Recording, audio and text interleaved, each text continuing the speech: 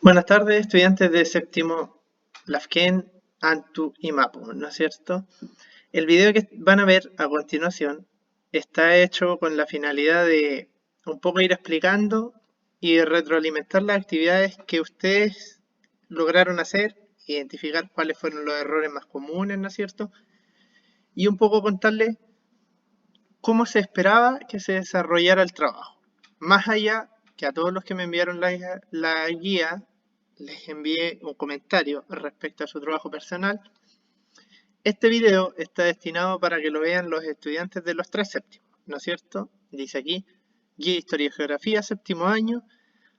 Vemos que la guía estaba destinada al cumplimiento o a la materialización de dos objetivos. Primero, explicar el proceso de hominización, reconociendo las principales etapas en la evolución de la especie.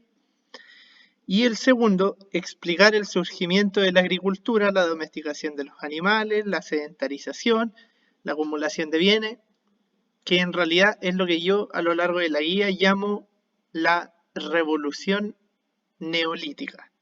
La revolución neolítica entonces es un concepto que engloba todo esto. La agricultura, los animales, el que el humano se sedentariza o se asienta en un lugar y desde ahí vive, ¿no es cierto? Y la acumulación de bienes.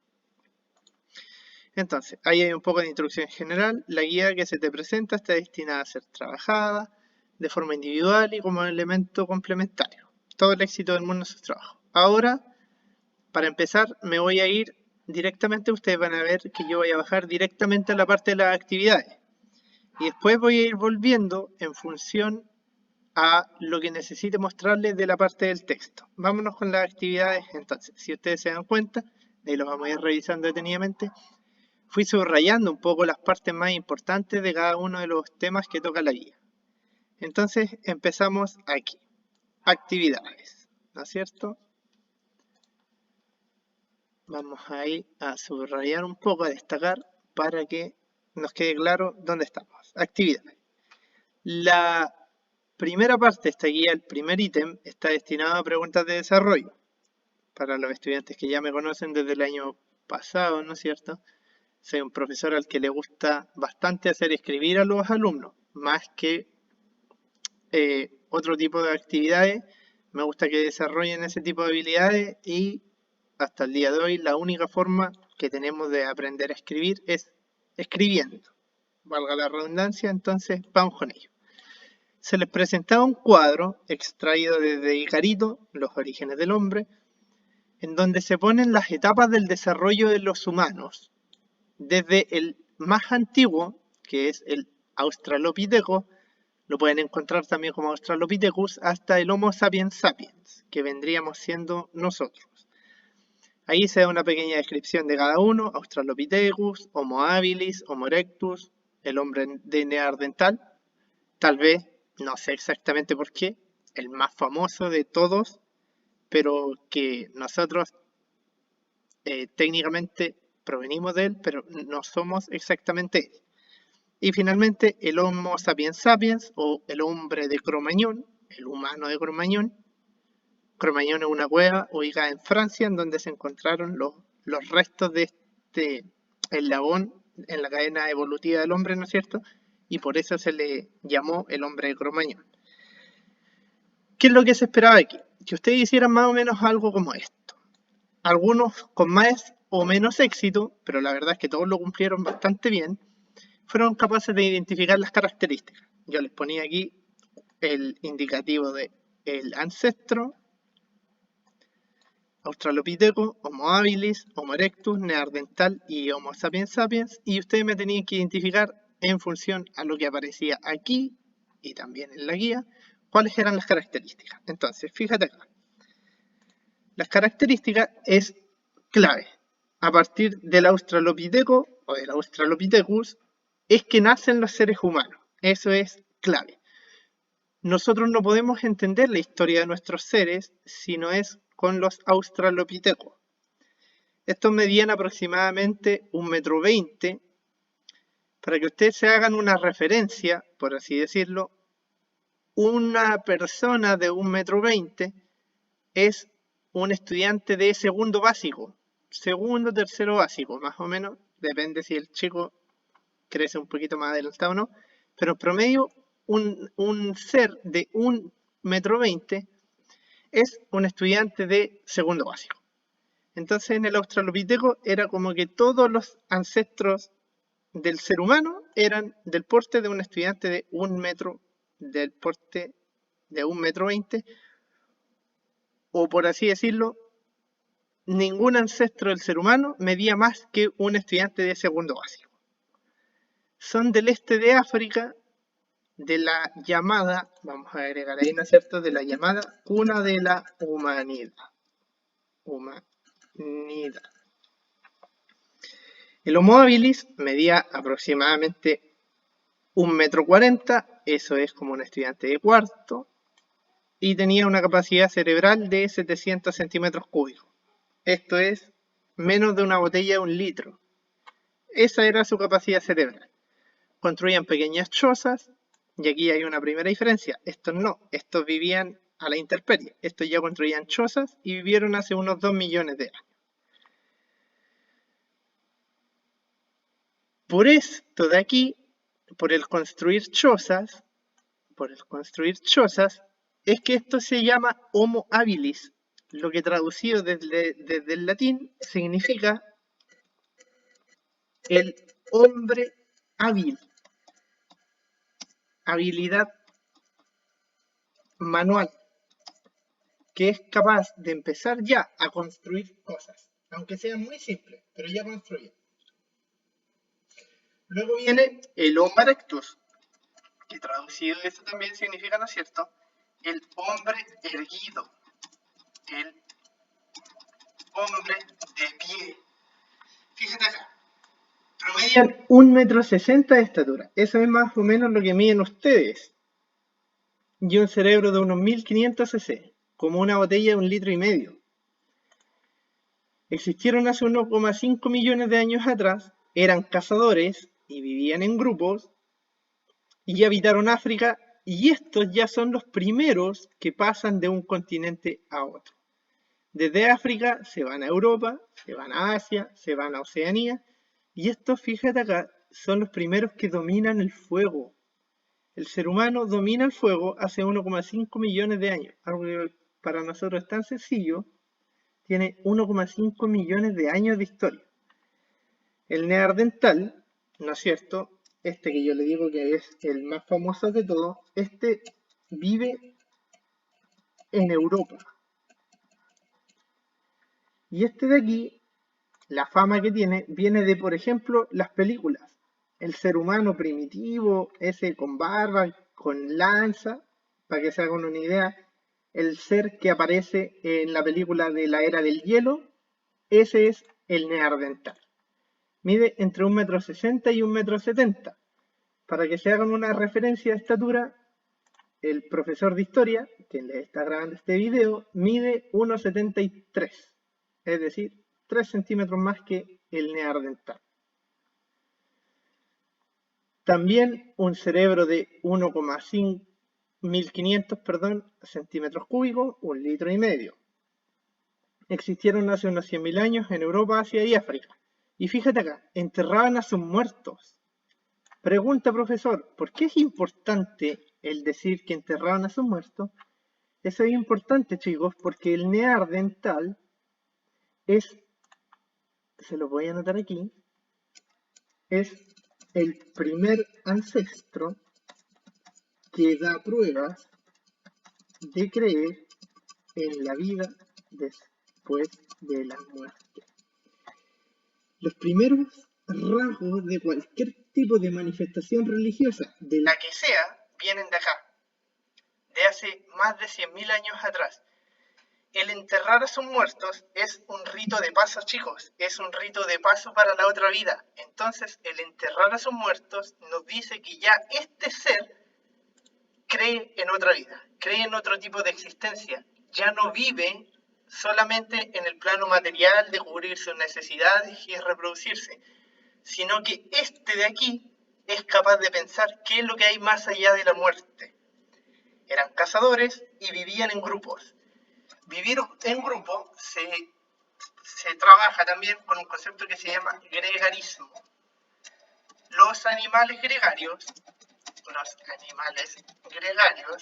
son los que viven en grupo. Cualquier tipo de animal que viva en grupo es un animal gregario, entre ellos nosotros. Finalmente, el Homo sapiens sapiens vive desde hace unos 40.000 años atrás hasta el día de hoy. Son los que dominan las técnicas de caza, practican los ritos religiosos y representan la realidad. Fíjate, esto de aquí, de que practican los ritos religiosos, se los destaco con otro color, es un segundo paso de esto de acá. Vean ahí el proceso evolutivo, chicos. Estos son los primeros que conciben la vida después de la muerte y estos de aquí son los que ya instauran, por así decirlo, las religiones como tal. Representan la realidad. Con eso quiero decir que crean pinturas, esculturas, etc. Eso era lo que se esperaba, ¿no es cierto?, en la primera parte. En la segunda, y aquí es lo que ustedes en mayor medida se equivocaron, dice ahí, ¿no es cierto?, utilizando los dos documentos a continuación, crea una línea de tiempo. Chicos, yo no les pedía que completaran nada, yo les pedía que inventaran algo que resuma los principales periodos de la prehistoria. Y para eso les daba esas dos cosas de ahí. A algunos se les veía mejor y a otros no. Entonces, ¿qué es lo que tenían que hacer ustedes? Algo como esto. Una línea clave, chicos, de ahora en adelante, que no se les olvide nunca más, ponerle a cada línea de tiempo que hagan, a cada documento, un título para saber de qué es lo que estamos hablando. De ahí, ¿no es cierto?, se iban a insertar cuadro de texto, dibujar cuadro de texto para los que lo hacen en el computador, y ahí van agregando todos los que necesiten, y copiamos y pegamos. Ahí van agregando en función a qué es lo que vayan a requerir o cuántos vayan a necesitar. ¿Qué es lo que me importaba que saliera aquí? ¿Cuáles eran los periodos, ¿no es cierto?, de la prehistoria? ¿Cuáles eran los periodos? El paleolítico, el mesolítico, el neolítico y una pequeña descripción de cada uno. Aquí podían poner cuándo empezaba uno y cuándo terminaba el otro. Desde hace 5 millones atrás, cuando aparece la especie, hasta que se inventa la agricultura. El otro, desde que se inventa la agricultura hasta que empieza la edad de los metales, y el otro desde el inicio de la edad de los metales hasta la invención de la escritura. También tuvo harta dificultad. ¿Qué es lo que se esperaba aquí? No estaban malos los trabajos, pero a algunos les costó entender. Entonces, lo que yo digo, mapa mudo, chicos, para que nunca más se les olvide, se lo voy a dejar ahí por escrito. Un mapa mudo es todo mapa que no entrega ninguna información.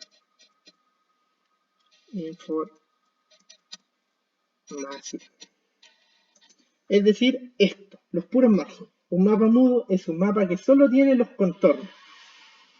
Entonces, con distintos colores, ustedes tenían que notar dónde estaba la cuna de la humanidad, cuál era la media luna o la creciente fértil, cuáles son las principales rutas de poblamiento, y al final tenían que dar con algo más o menos así. La gran mayoría lo logró y los felicito por ello. ¿Pero qué significa cada color? La cuna de la humanidad es la que está aquí, el círculo amarillo. De ahí es donde se encuentran los seres o los fósiles más antiguos que se relacionan con nosotros. La media luna, la creciente fértil, es esto rojo de aquí. Esa media luna que se ve ahí entre África y Asia.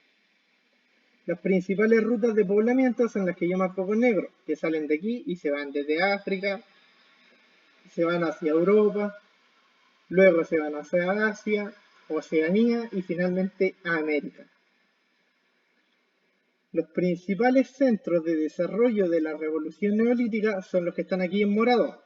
Que está cerca de la creciente fértil, uno en Asia, de ahí que sale el hombre de Pekín, que se trata más arriba, 2 en América del Norte y 1 en Sudamérica, en donde existió la civilización inca. El desierto de Tar es este que está aquí marcado con azul, y el territorio del Homo neandertal es todo esto que está aquí, todo lo que es Europa. Una de las últimas actividades era que, según el cuadro comparativo de las teorías que explican el poblamiento, cuáles son las principales semejanzas y cuáles son las diferencias. Ahí nos vamos hacia el cuadro, ¿no es cierto? Vamos subiendo y nos encontramos con esto. Entonces vamos a decir que hay 4 grandes teorías que explican el poblamiento americano.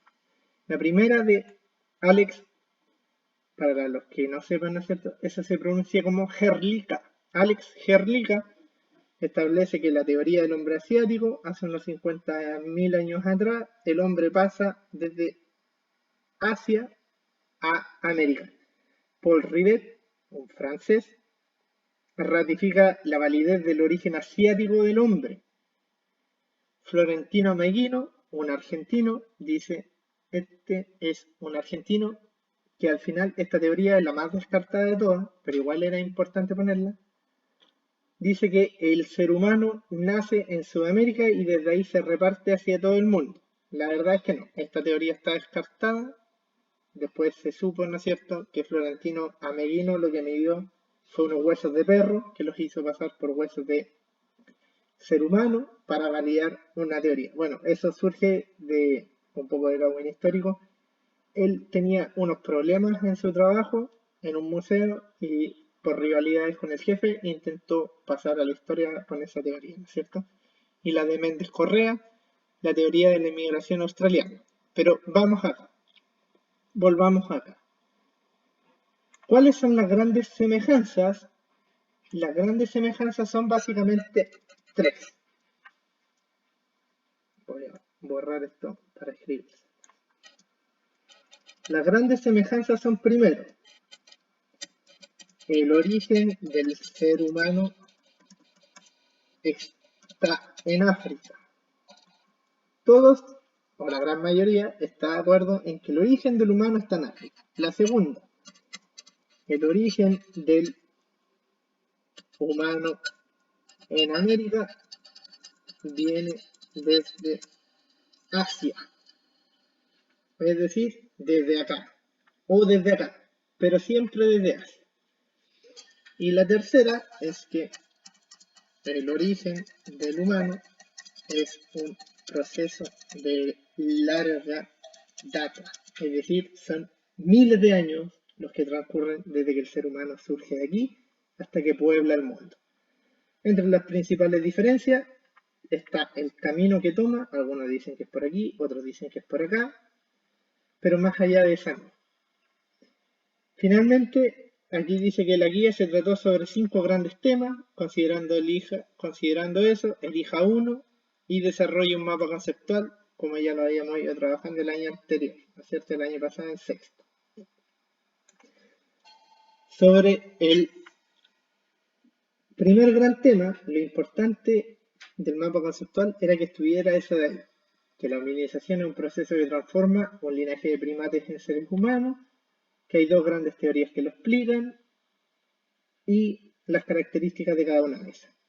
Lo segundo, los factores que explican la hominización, lo importante era que estuvieran los factores geográficos como un gran tema y los factores biológicos como otro. Ahí hay 2 grandes factores biológicos. En el ser humano en la conquista del mundo, lo importante era que aparecieran que el ser humano cuando conquista el mundo es un proceso, las rutas, los años, ¿no es cierto?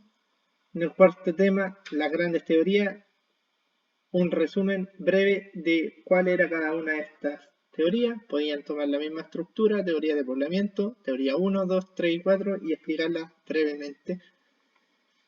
Y en el último gran tema, la revolución neolítica. ¿Qué es la revolución neolítica? ¿Cuáles son las evidencias? ¿Y cuáles son las consecuencias de esta revolución? Como pueden ver, chicos, la guía no era difícil, sí era un poco larga y eso lo reconozco, pero estaba pensada en función a qué era lo que teníamos que tratar estas semanas en clase. Espero que con este video les haya quedado un poco más claro. Estoy orgulloso del trabajo de cada uno de ustedes. Fue un trabajo muy bueno, digno de los estudiantes del Gaspar Cabrales que son, y por ello los felicito. Nos vemos en una próxima entrega. Chao chicos.